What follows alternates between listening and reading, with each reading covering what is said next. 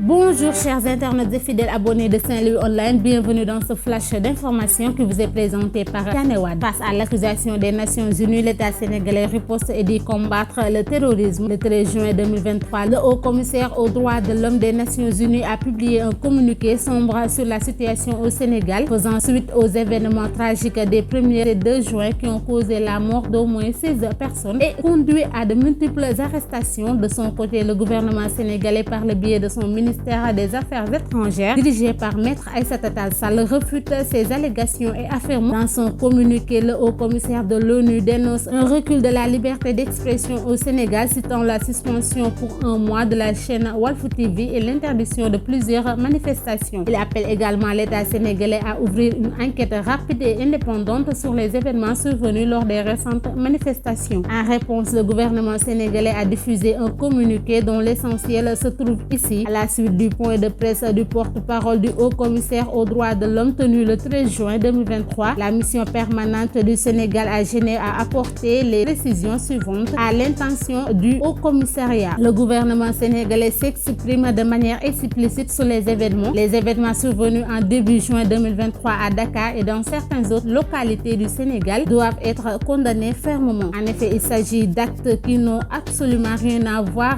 avec l'exercice des droits d'expression et de manifestation. Il s'agit d'un rejet clair des allégations du haut commissaire de l'ONU. Il précise également: nous avons plutôt assisté à des agressions extrêmement graves contre l'État, la République et ses institutions et contre la nation sénégalaise à travers des violences humaines, le saccage de biens publics et privés et des cyberattaques contre des sites stratégiques du gouvernement et des services publics vitaux. Il semble donc que le gouvernement sénégalais classe ces actes dans la catégorie du terrorisme. Le Sénégal continuera de rester un pays de démocratie dans le respect de l'état de droit et de notre commune volonté de vivre ensemble dans la paix, la stabilité et la solidarité. Le ministre de l'Intérieur a annoncé mardi la décision du chef de l'État de mettre en place une police des mobilités pour protéger les ouvrages du BRT. J'aimerais apporter certaines précisions relativement aux aspects sécuritaires. D'ores et déjà, je peux annoncer que le chef de l'État a décidé de la mise en place d'une police des mobilités, déclare Antoine Félix Diome. D'après le ministre de l'Intérieur, cette police sera dédiée spécifiquement au BRT. Ce sera également une compagnie spéciale, comme nous l'avons vu pour le faire, qui s'occupera exclusivement de protéger les passagers, mais également les bus ainsi que les différentes infrastructures liées au BRT, explique-t-il. Le ministre de l'Intérieur accompagne le Premier ministre qui effectue une visite des chantiers du BRT après les dégradations occasionnées par les dernières manifestations. Un récital de Coran en perspective à Touba et dans tout le Sénégal le jeudi 15 juin 2023 a été retenu par Serigne Mountakha Mbacké, le khalife général des Mourides, mais à contribution toutes les mosquées et autres édifices religieux en plus des écoles coraniques pour que le livre saint soit parcouru le plus